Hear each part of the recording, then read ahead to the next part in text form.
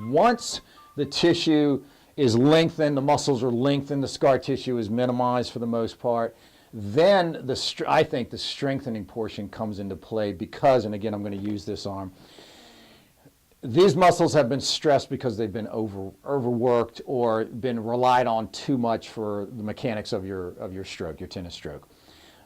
And these, typically the bigger, stronger muscles will get tight, then the weaker, thinner muscles have to work harder. So part of the strengthening should be to restore the function of the supporting structures. So the total arm. The total arm.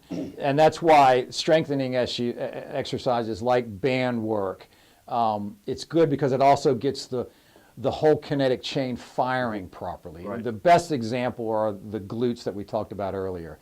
Why do most people have a lot of chronic hamstring tightness and low back issues? It's because their glutes, which are huge muscles, aren't firing properly.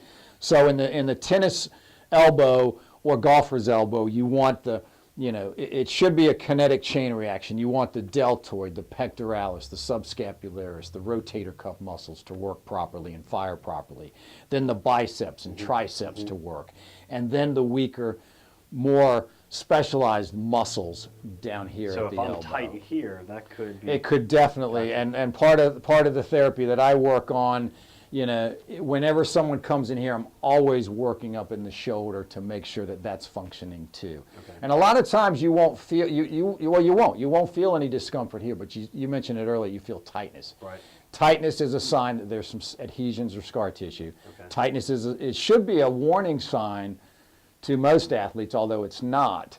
It's something's not working right. If it's tight, it's not working right. You shouldn't really feel it when you're doing the mechanics of the stroke.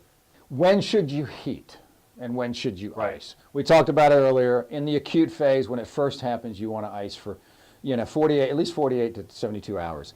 After that, or let's 2 weeks or 3 weeks into your therapy or your recovery, the threat of inflammation is no longer there unless you're playing your activity. I always recommend icing right after your activity. Okay. Let's assume that you're doing a little injury, a little damage. I call it damage control.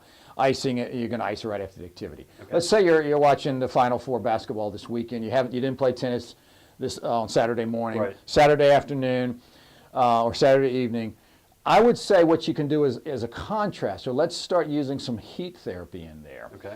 What heat's going to do is loosen it up. It's going to get the blood flowing. It's going to help flush out some of that stagnated inflammation that may be in there. Okay. So typically with a contrast or with heat therapy, it's kind of the same time frame, 15 to 20 minutes of heat. Everything's going to be loosened up. Then you want to put the ice on it. And you can repeat that process. Usually it's 20 minutes heat, 20 minutes ice, 20 minutes of just acclimation to so this is when you're not playing. When you're not playing, when you're not active. Just watching TV. Right. Okay. And it's a contrast. 20 on, 20 of heat, 20 of ice, 20 of nothing. So 20 of heat, you probably want to wait maybe a couple minutes and then do the ice? Yeah, then do the ice, and then you can repeat that process maybe 1 or 2 times, and that will, you always end in ice. And anytime you ice, especially after heating up, it may be a little stiff, but you got to keep the end goal in mind that it's going to help the tissue heal. Okay.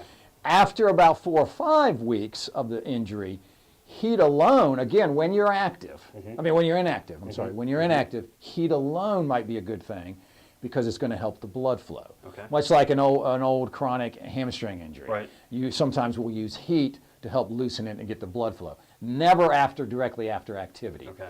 You could also use heat to maybe help warm it up, especially on cold days if you're playing tennis outside. Use heat to help warm it up along with stretching.